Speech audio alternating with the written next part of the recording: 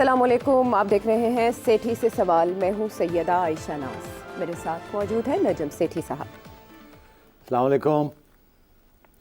सेठी साहब, 3-4 ऐसी चीज़ें रिपोर्ट हुई हैं आज ही के दिन जिनमें 9 मई मुश्तरक है, लेकिन उसमें जो सबसे ज़्यादा इशू डिस्कस हो रहा है वो इस्लामाबाद हाई कोर्ट में पेश आया और एक महफूज फ़ैसला सुनाया गया। उसमें तौहीन अदालत केस में जिन जिन को सज़ा हुई है वो काफ़ी सिग्निफिकेंट है और उस पर बातचीत की जा रही है कि इस तरह के फ़ैसले के कॉन्सिक्वेंसेस क्या हो सकते हैं। एक तो ये कि इस्लामाबाद हाई कोर्ट ने साबिक वफाकी वज़ीर शहरियार आफरीदी और शानदाना गुलजार साहिबा जो हैं उनकी गैर कानूनी गिरफ्तारियों के केस में तौहीन अदालत पर डेप्यूटी कमिश्नर इस्लामाबाद इरफान मेमन साहब, उनको 6 माह और SSP ऑपरेशंस हैं उनको 4 माह और SHO मागला हैं उनको 2 माह कैद की सज़ा सुनाई। जुर्माना इससे अलग है। इस केस में उन्होंने SP सदर को बरी कर दिया है और अदालती ऑर्डर की कॉपी वज़ीर आज़म पाकिस्तान को भेजने की भी हिदायत की है और मुख्तसर सज़ाएँ क्योंकि 6 मंथ्स की है मैक्सिमम, तो अदालत ने 1 माह के लिए सज़ाएँ मुअत्तल भी कर दी हैं। मीनवाइल इसके खिलाफ अपील भी डिप्टी कमिश्नर साहब की मुकर्रर हो चुकी है। लेकिन इस मामले की अहमियत, इस सज़ा की अहमियत क्या है और क्या माजी में ऐसी कोई मिसाल है कि इस तरह से सज़ाएँ सुनाई गई हों ब्यूरोक्रेसी को? आयशा, ये बहुत अहम केस है। जो मुअत्तल की है 1 माह के लिए वो इसलिए ताकि इनको मौका मिल जाए एक इंट्रा कोर्ट अपील करने के लिए, उससे पहले ना जेल में डाल दिया जाए। तो ये भी इंसाफ का अच्छा तकाजा है।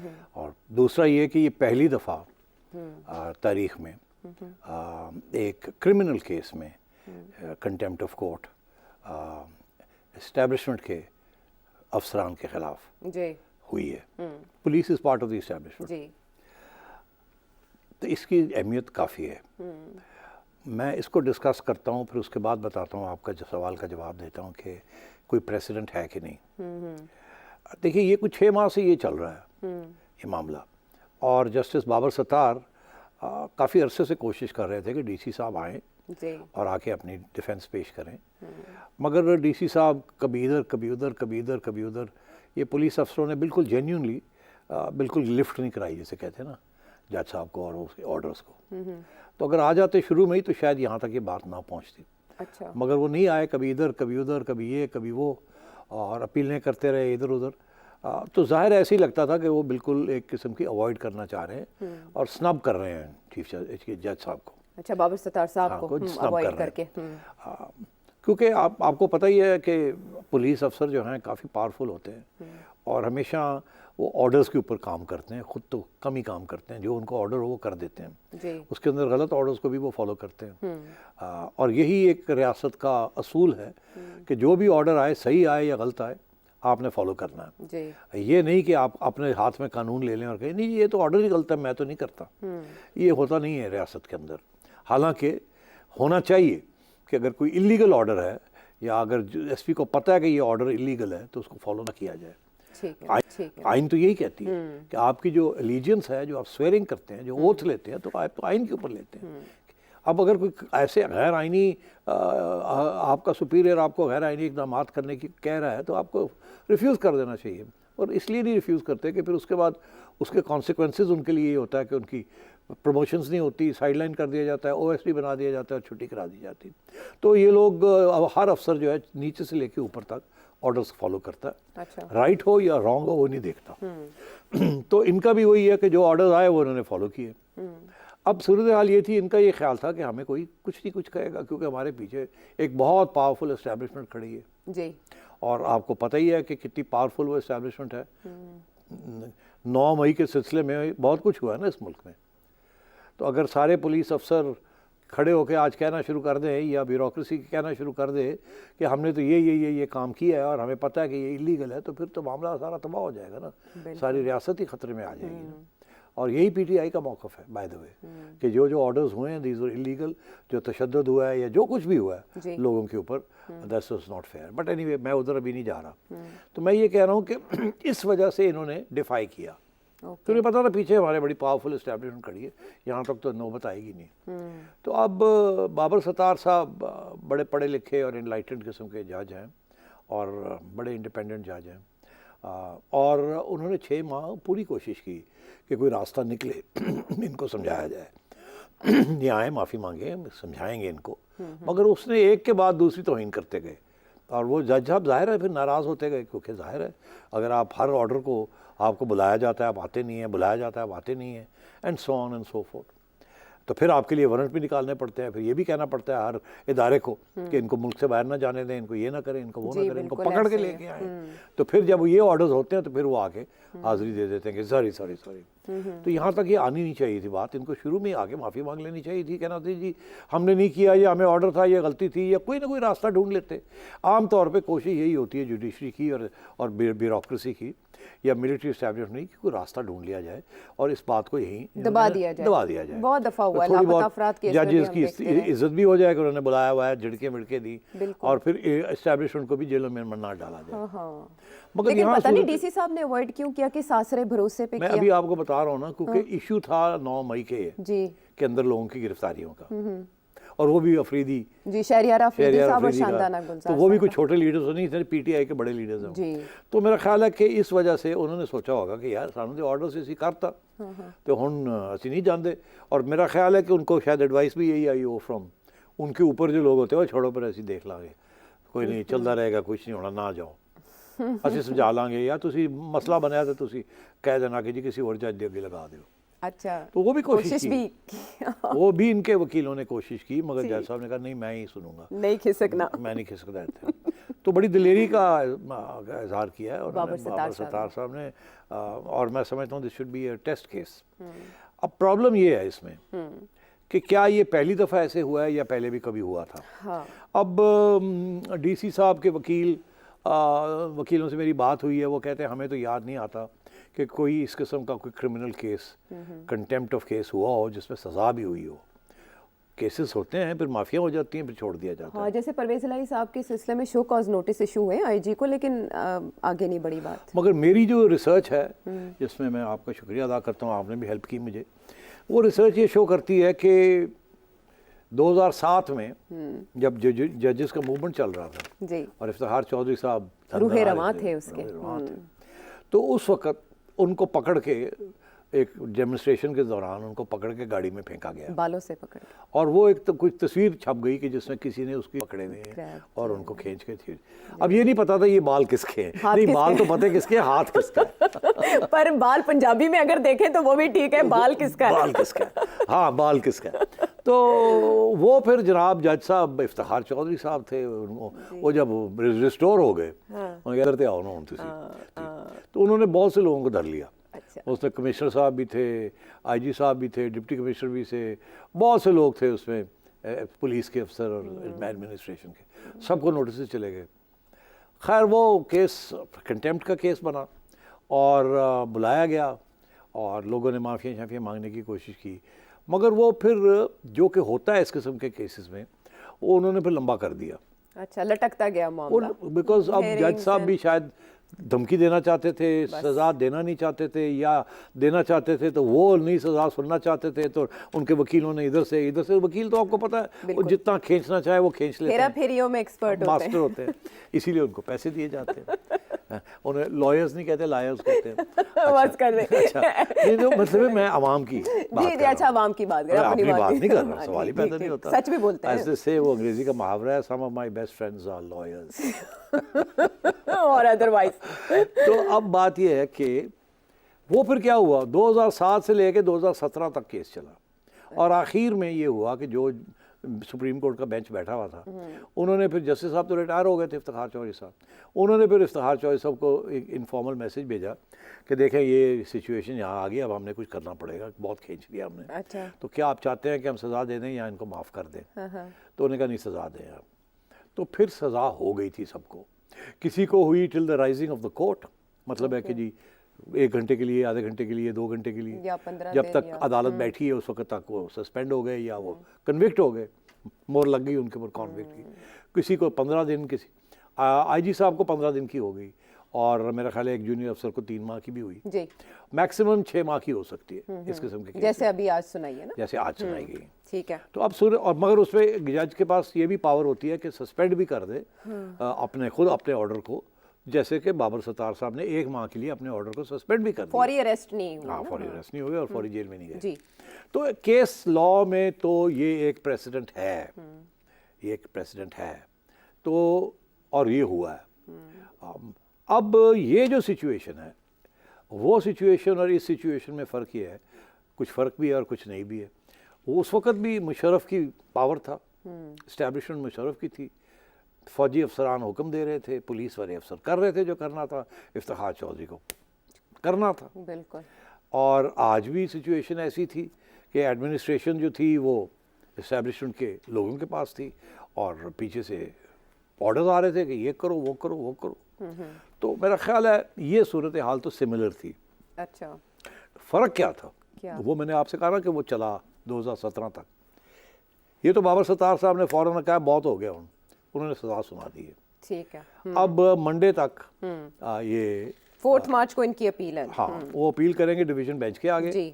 और वकीलों का ये कोशिश है कि इस जजमेंट को सस्पेंड कर दिया जाए टिल दी आर्ग्यूमेंट्स कंप्लीट होते हैं कि नहीं होते। अच्छा। तो अब देखना ये है कि ये जो फेलो जजेस हैं जो बैठेंगे वो सारी जजमेंट को 6 माह की जो सज़ाएं हुई हैं, 3 माह की जो हुई हैं, उनको सस्पेंड कर देंगे। कहेंगे कि अभी इसे जेल में ना डालें जब तक इस केस का फैसला नहीं होता, और फिर इसको शायद खींचने की कोशिश की जाएगी ठीक है। जितना अरसा इसको खींच सके। लेकिन मैसेज कन्वे हो गया ना अदालत की मैसेज तरफ ये से मैं समझता हूँ बड़ा पावरफुल मैसेज हो गया है। कि और मैं आपको ये बताऊं कि ये कन्विक्शन जो है इसको खड़ा करने के लिए बड़ी हिम्मत चाहिए सुप्रीम कोर्ट के जजेस को और हाई कोर्ट के जजेस को।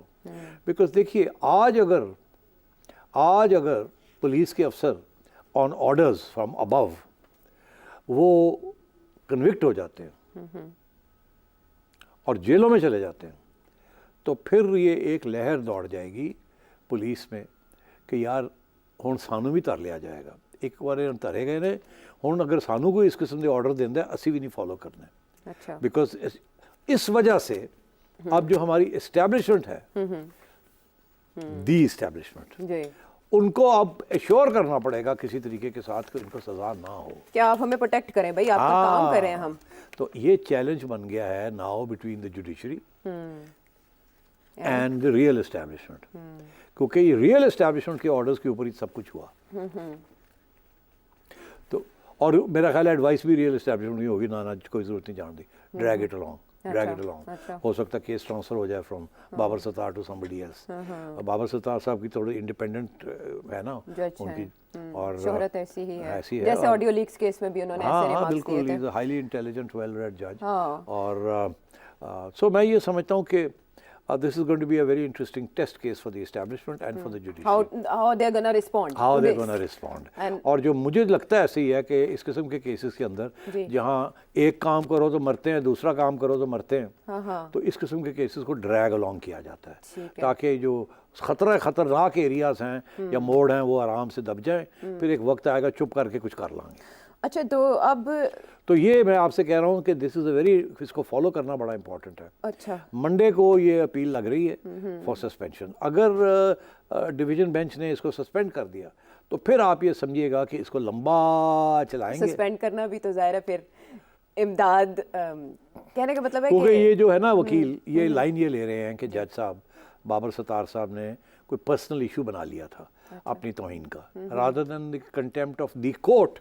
उन्होंने ज़ाती कंटेम्प्ट के ऊपर, बिकॉज उन्होंने कितनी दफ़ा बुलाया नहीं आए, तो according to them he was frustrated and angry, and इन्होंने ये एप्लीकेशन भी दी थी कि आप मेहरबानी करके रिक्यूज कर लें अपने आप को किसी और जज को। जी, हम जाना चाहते हैं कहीं। फिर उम्रे की भी कोशिश की, हाँ, बड़ा कुछ ड्रामे की, लेकिन उन्होंने कहा नहीं मैं खुद ही सुनूंगा। तो मेरा ख्याल है कि इन्होंने कोई 8-9 पॉइंट्स लिख के बनाए, उन्होंने चेक किया पॉइंट टू पॉइंट। हाँ, तो वो अब मंडे के दिन और ट्यूसडे ये करेंगे।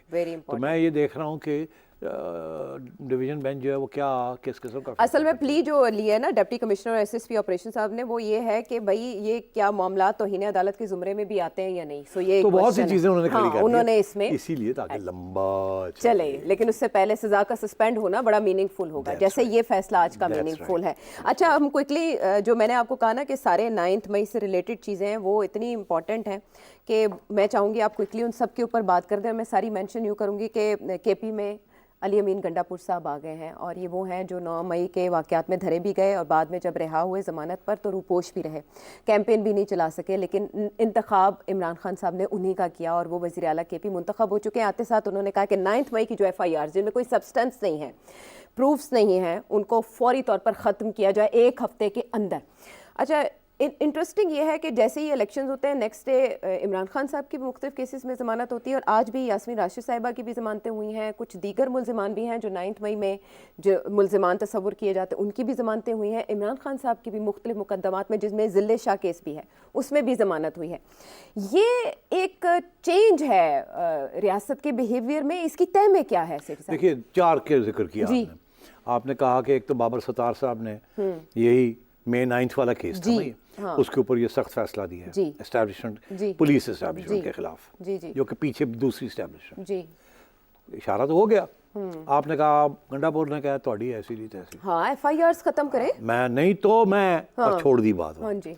तो नहीं तो मैं वो, तो वहाँ भी तो सारी जो FIRs हुई हैं एस्टैब्लिशमेंट के कहने पे हुई है ना जी, ठीक है ना, और ये भी उसी में थे, और ये भी उसी में, तो मैसेज तो इनके इंतखाब से भी गया। यस, तो इसका ये मतलब है वहाँ भी कुछ क्लैश का शायबा है, हाँ, क्योंकि ये क्या करेंगे, ये पुलिस अफसरों को कहेंगे विड्रॉ करो FIR, पुलिस इनके अंडर आएगी ना अब, ठीक है ना, उधर से एस्टैब्लिशमेंट के फ़ोन जाएंगे कि नहीं करना, तो जड़े SHO हैं और SPs हैं उनके काम पे टांगेंगी। अच्छा, कि अब हम क्या करें, कितने जाइए अगे या पीछे, तो वो असी और वो इशू ये चला जाएगा अदालत में, हाँ। कोई ना कोई इसको अदालत में ले जाएगा, बिकॉज ये रिजॉल्व नहीं होने लगा, FIR वापस नहीं होनी unless there is a court order. ये नहीं होगा कि ये पुलिस को कहेगा कि आप वापस कर दें, ऊपर से कहीं से फ़ोन आ जाएगा उनको कि जी कर दो या ना करो, पुलिस वाले हैंड्स अप हो के कहेंगे सर सानू ट्रांसफ़र कर दो, असं नहीं है इस रस्ते खड़े होना चाहिए, इधर करिए तो मरने हैं, उधर करिए तो मरने हैं। तो ये वहाँ भी एक,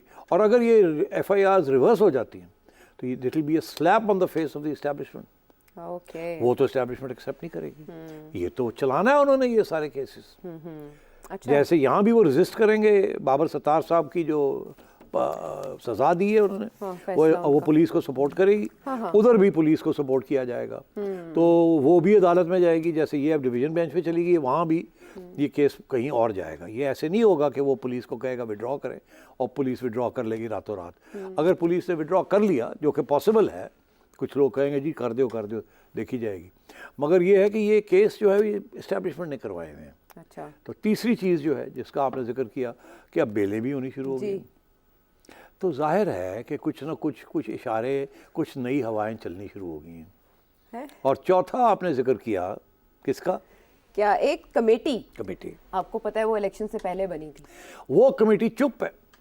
उस कमेटी ने जिससे 9 मई की इन्वेस्टिगेशन करनी थी, और वो जो कि इमरान खान साहब कह रहे हैं चीफ जस्टिस साहब को कि आप बनाएं, इन्वेस्टिगेट करें कि ये हुआ क्या है 9 मई को, बिल्कुल उसके ऊपर भी कोई कार्रवाई नहीं हो रही आगे। और ये कमेटी जो बनी थी, हुकूमत ने जो बनाई थी जी, उसके ऊपर भी कोई कार्रवाई नहीं हुई। नहीं बात ही कोई नहीं कर रहा भाई कि कमेटी ने किया क्या, 14 दिन के बाद रिपोर्ट देनी थी, 14 दिन के ऊपर कितने दिन। तो बात ये है कि इसका ये मतलब है कि जैसे ही सिविलियन गवर्नमेंट आई है तो जाहिर है कुछ ना कुछ तो तब्दील हो गया ना।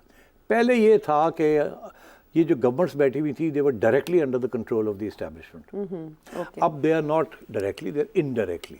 तो इसमें ये मतलब है जो सियासतदान है उनको थोड़ी बहुत पॉलिटिकल स्पेस मिल गई है। अच्छा। तो अब सवाल ये पैदा होगा कि ये जो पंजाब की गवर्नमेंट है या सिंध की गवर्नमेंट है या बलूचिस्तान की गवर्नमेंट है, जो कि अभी भी प्रो एस्टैब्लिशमेंट गवर्नमेंट्स होंगी, वो उनका हाथ है इनमें बनाने में, तो क्या ये इनका क्या मौक़िफ़ होगा रिगार्डिंग PTI एंड 9th में एंड PTI एंड आगे जो एहतजाज करने जा रहे हैं, इनकी क्या मौक़िफ़ होगा, एहतजाज भी, तो वो भी डिस्कस करते हैं। तो मैं आपसे ये कह रहा हूँ, मेरा ये तज्जिया नहीं, मेरा तो प्रेडिक्शन है कि अब वो चीज़ नहीं होगी जो पहले हो रही थी। पहले जो ऑर्डर्स आते थे ना ठा करके, चीफ मिनिस्टर्स जो थे वो फॉलो कर रहे थे, मोहसिन नकवी साहब जो ऑर्डर आता था कर देते थे, चुक दो, तर दो, तुन दो, पा दो, ये कर दो, सबको पकड़ के। और वो जो खौफ क्रिएट किया था, जिसका मकसद ये था कि इलेक्शन में पार्टिसिपेशन PTI की कम हो, जो कि कामयाब नहीं हुई वो पॉलिसी। लोगों ने चुप करके कहा जी ठीक है बाहर तो नहीं तुहानू फड़ के लै जाओगे, मगर इलेक्शन वाले दिन तो नहीं रोकोगे सानू, असी इधरों आए, वो आके वोट पा गए और इनकी गई है। तो आप हाँ वो पिंग ना करें। नहीं, आप बोले कुछ नहीं। मैंने कहा ही कुछ नहीं। तो अब बात ये है कि ये सूरत हाल है। It's a very interesting situation. अब देखना ये है कि आगे जो कुछ होने जा रहा है रिगार्डिंग पीटीआई, उसका क्या, शहबाज शरीफ का क्या मौक़िफ़ होगा जी, पंजाब की सतह पे क्या मरियम होगा? का क्या मौक़िफ़ होगा, सिंध क्या करेगा, वहाँ सिंध के अंदर मुराद अली शाह साहब या जरदारी साहब क्या करेंगे, बिलावल क्या करेगा। मैं ये समझता हूँ कि नरमी होगी। अच्छा, वो जिस सख्ती के साथ कुचल दिया था पीटीआई को, वो अब नहीं नज़र आएगी आपको। आपको अब ये हुकूमतें जो हैं ये बड़ा ह्यूमन राइट्स और अपना रिकॉर्ड और कहेंगे जी पीसफुल प्रोटेस्ट अलाउ है, ये है वो है। आप देखिएगा रवैया बदलेगा। और बिकॉज़ इनको भी पता है कि हमारे साथ हुआ, अब इनके पीटीआई के साथ हो गया, अब इस हद तक हम ना जाएं कि फिर ये हमारी दुश्मनियाँ शुरू हो जाएं। तो ये there will be a different approach now. चलें, ये तो यानी खुश आइंद इसे कहा जा सकता है कि ये जो मुंतखब हुकूमतें हैं ये कम अज़ कम रवैया जो है वो अवामी रखेंगी। लेकिन जो एहतजाज कल होने जा रहा है, इससे पहले भी पाकिस्तान तहरीक इंसाफ ने जब एहतजाज किया था तो आपने जो प्रेडिक्ट किया था उसके मुताबिक ही वो एहतजाज देखा गया। कल का एहतजाज पाकिस्तान तहरीक इंसाफ कैसा करने जा रही है, क्योंकि बैरिस्टर गौहर एक बार फिर आ चुके हैं चेयरमैन मुंतखब एहतजाज होगा मगर कोई ख़ास इम्प्रेसिव नहीं होगा। ओके, हर जगह पे होगा, छोटा छोटा होगा, ज़रूर होगा। कहीं बड़ा, केपी में बड़ा होगा, अब लाहौर में थोड़ा कम होगा, अच्छा, बाकी शहरों में होगा, हर जगह पे होगा। ओके, मगर पुलिस का जो रवैया है, जो लोकल एडमिनिस्ट्रेशन, वो क्रैकडाउन नहीं होगा। ओके, वो कहेंगे पीसफुल रहें, हम भी पीसफुल हैं, ठीक है, और आपका हक है, आप करें एहतजाज। ठीक यहाँ अब ये नहीं होगा कि पहले पकड़ के ले जाएंगे और गाड़ियों से निकालेंगे, ऐसे नहीं होगा। ओके, और अगर पीटीआई नॉन वायलेंट रहती है तो, और कोई तशद्दुद नहीं होता और कोई आग वाग नहीं लगाते, ठीक है, तो फिर कुछ नहीं होगा। They will have their protest, it will not be a big protest, it will be a protest, okay, but it will be contained and it will be peaceful. And मेरा नहीं ख्याल क्रैकडाउन होगा किसी किस्म का। ये कि जी 144 लगा दिया, पकड़ के ले जाइए, जैसे पहले लगी थी, बिल्कुल सही है, लेकिन अब ऐसे इकदाम नहीं होंगे। ये वैसे बड़ा अच्छा व्यू है जो आपने दिया आइंदा पॉलिटिकल सिचुएशन के हवाले से। हम वापस आते हैं ब्रेक के बाद।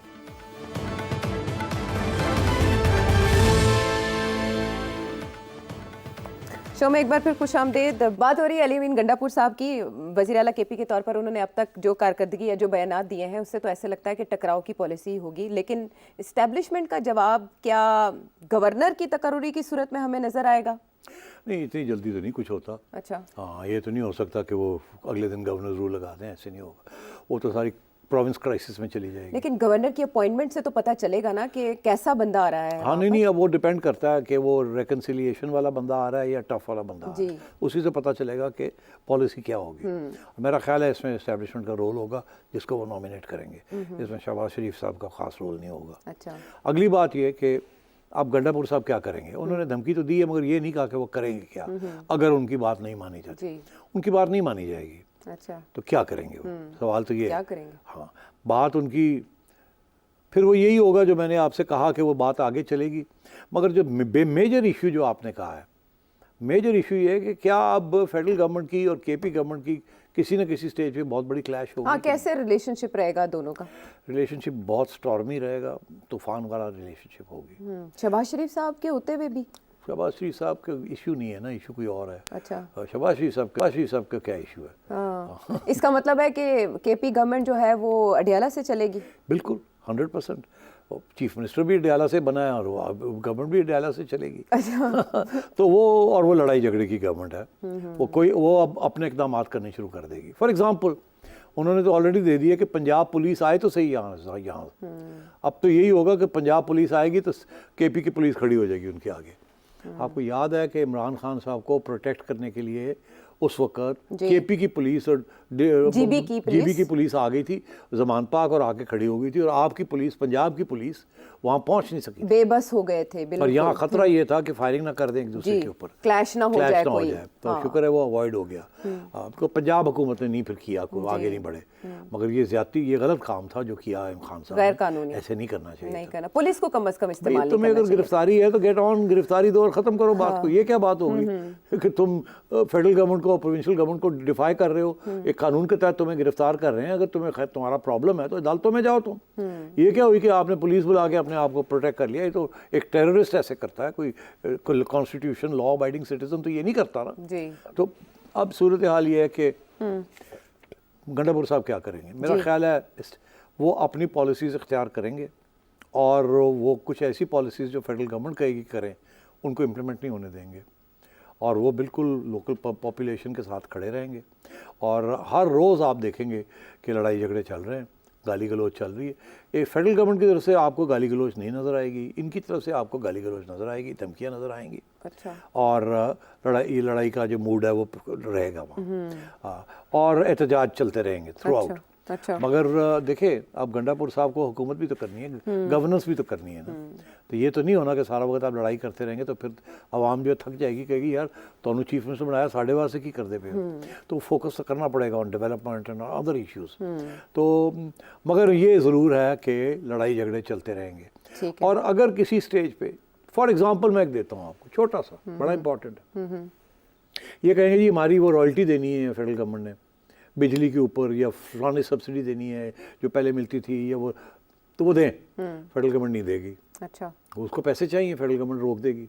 इन ये गरजेंगे, लड़ाई झगड़े करेंगे। फिर फेडरल गवर्नमेंट क्या कहेगी इनको, क्या कि आपको हमने देने हैं 10 रुपए, ठीक है, नेशनल फाइनेंस कमीशन अवार्ड के आपका हिस्सा बनता है 10 रुपए, जो भी है समझे 10 रुपए जी, उसमें से आप 3 रुपए वापस कर दें। अच्छा, ये फेडरल गवर्नमेंट सबसे कहेगी, ठीक है, पंजाब को भी कहेगी कि कुछ पैसे वापस करें, हमें सख्त ज़रूरत है, नेशनल इमरजेंसी है, ठीक है। और इसीलिए तो सारी ऑपोजिशन हो रही है ना नेशनल फाइनेंस कमीशन से। जी, सिंध को भी कहेगी, बलूचिस्तान को भी कहेगी। बलूचिस्तान तो उनकी अपनी जेब में है, जो कहेंगे बलूचिस्तान कर देगा वापस, ठीक। तो ये करेंगे क्या, 110 रुपए देने हैं ना, उसमें से 3 काट के 7 दे देंगे। अच्छा, ये नहीं होगा कि 10 दें और कहें जी वापस करो, वो पहले काट के दे दें। अच्छा, ठीक है। तो ये पंजाब के साथ भी हो जाएगा और उधर भी हो जाएगा, सिंध में भी होगा, वो चीखेंगे, वो लड़ाई झगड़े करेंगे, वो तो गवर्नमेंट में बैठे होंगे, ठीक।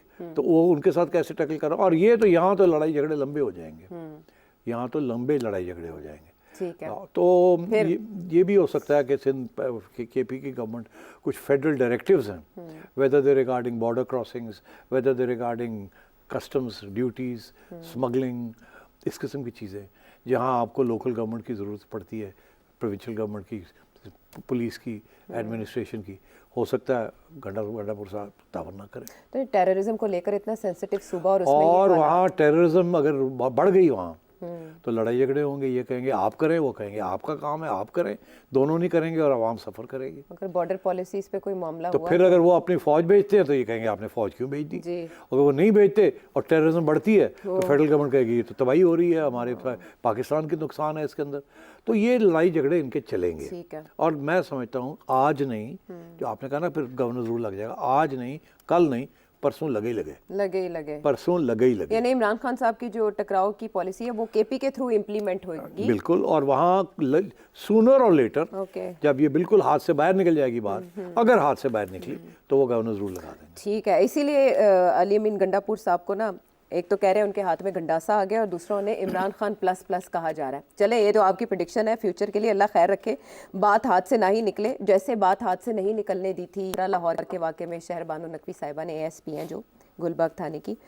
अच्छा, कल आपने बात की आर्मी चीफ ने उन्हें जिस तरह से अप्रिशिएट किया और आपने वजह बताई कि why not prime minister, army chief के अप्रिशिएट करने से क्या मैसेज कन्वे हुआ और किसको हुआ वो आपने क्लियर बता दिया, गाइड कर दिया। अब जो है वो है कि शहरबानो नकवी साहिबा को रॉयल इन्विटेशन मिला है टू सऊदी अरेबिया, उनकी बहादुरी के एतराफ़ में, और सऊदी एम्बेसडर भी उनसे मिले हैं और उन्होंने सराहा है उनकी इस काविश को।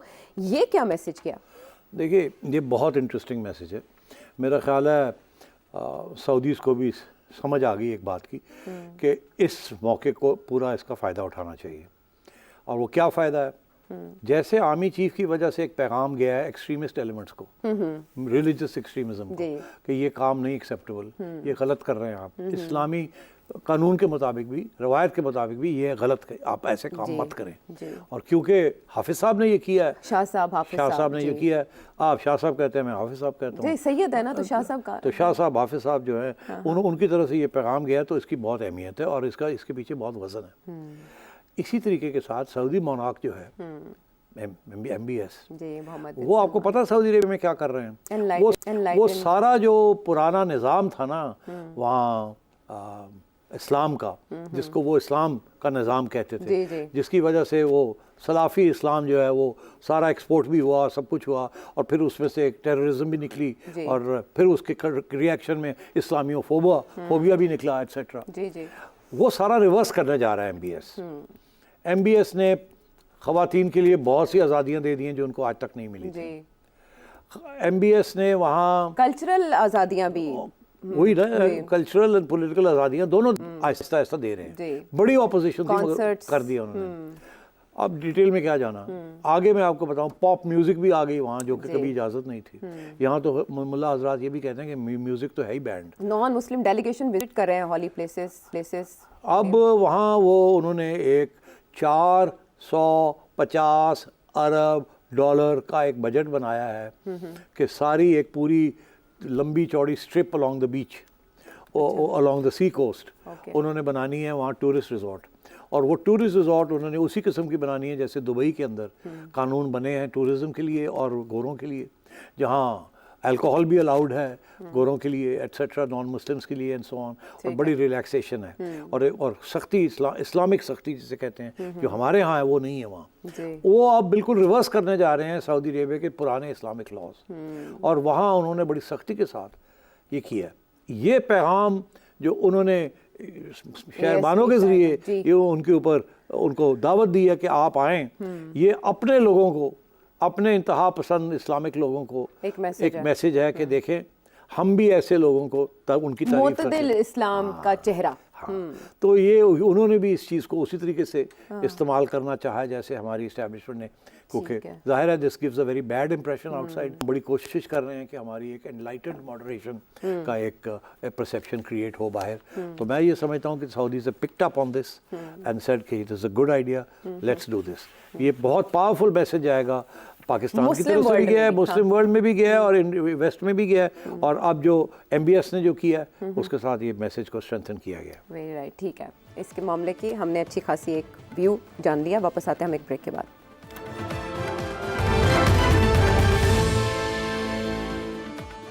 Welcome back to the show. ये लिस्ट है मेरे पास सेठी साहब से, जो आप सवाल जानना चाहते हैं। एक तवील फहरिस्त है और इसमें से हम कोशिश करते हैं कि ज़्यादा से ज़्यादा को एड्रेस कर सकें, लेकिन आप सब लोगों का बहुत शुक्रिया। आपके सवाल विट से भरपूर होते हैं, बहुत सब्सटेंस होता है, लोडेड क्वेश्चंस होते हैं।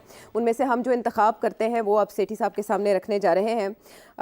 अदील ऑस्ट्रेलिया से सेठी साहब आपसे कुछ जानना चाह रहे हैं। जी, जब आपकी वफाक में हुकूमत होती है सर, तो उस टाइम आपके एस्टैब्लिशमेंट के साथ लड़ाई के चांसेस बहुत ज़्यादा होते हैं, क्योंकि फॉरेन पॉलिसी के इश्यूज होते हैं और बजट के इश्यूज होते हैं, डिफरेंट इश्यूज होते हैं। लेकिन आप मुझे बताएं कि पंजाब में रहते हुए, Punjab as a CM Punjab भी कोई चांस बनता है आपका कि आपकी मुक़तदरा के साथ कोई लड़ाई हो सके? बताएं। हाँ जी, बात यह है जी कि बिल्कुल इंटरेक्शन रहता है बिटवीन द मिलिट्री अथॉरिटीज़ जो जिनको कोर कमांडर रिप्रेजेंट कर रहा होता है और ये जो चीफ मिनिस्टर। तो उसके अंदर किस किस्म के इश्यूज हैं जो नॉर्मली रूटीन में आते हैं from the core commander side या ऑन बिहाफ ऑफ जीएचक्यू। कुछ तो सिफारिशें होती हैं पोस्टिंग ट्रांसफर्स की सिविल एडमिनिस्ट्रेशन के अंदर, वो फ़ौरन मान ली जाती हैं, इट्स नो बिग डील।